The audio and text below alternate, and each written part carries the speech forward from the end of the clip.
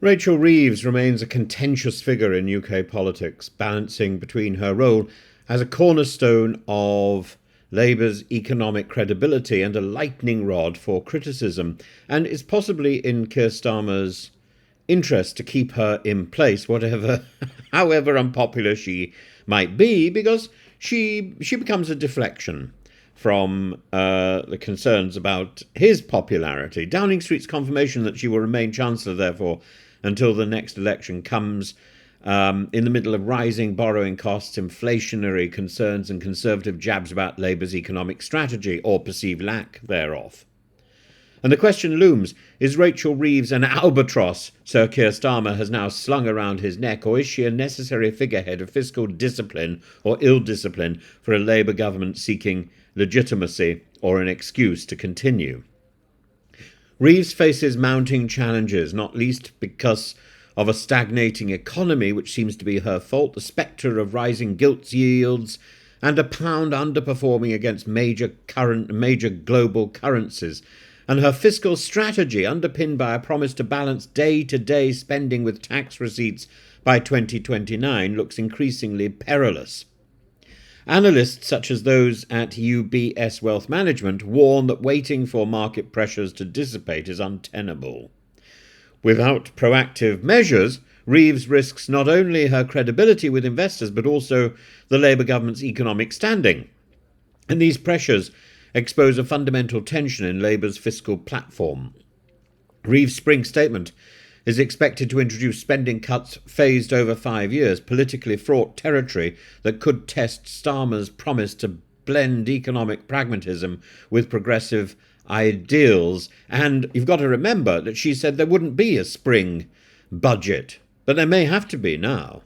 By reaffirming Reeves' permanent position as part of this Labour government, Starmer has tied his political fate to hers, with the Conservatives eager to exploit any sign of discord. And his hesitance to offer similar guarantees for other cabinet ministers, like Yvette Cooper, highlights the exceptional scrutiny that Reeves attracts. Tory Treasury spokesperson Gareth Davis gleefully notes that Starmer's initial reticence, framing it as a sign of wavering confidence, is there, yet the reality may be more strategic. Reeves embodies Labour's attempt to project financial responsibility, a stark contrast to past perceptions of economic mismanagement under Labour governments. Starmer's ruthless rhetoric on spending further complicates this dynamic. While it signals discipline to markets, it risks alienating Labour's base if austerity-like measures overshadow progressive reforms. And this tension mirrors the broader question, is Starmer prepared to prioritise economic orthodoxy at the cost of political capital? And you've got to remember, Rachel Reeves is not Gordon Brown. Gordon Brown, really the finger of doom was not pointed at Gordon Brown at all until he became Prime Minister.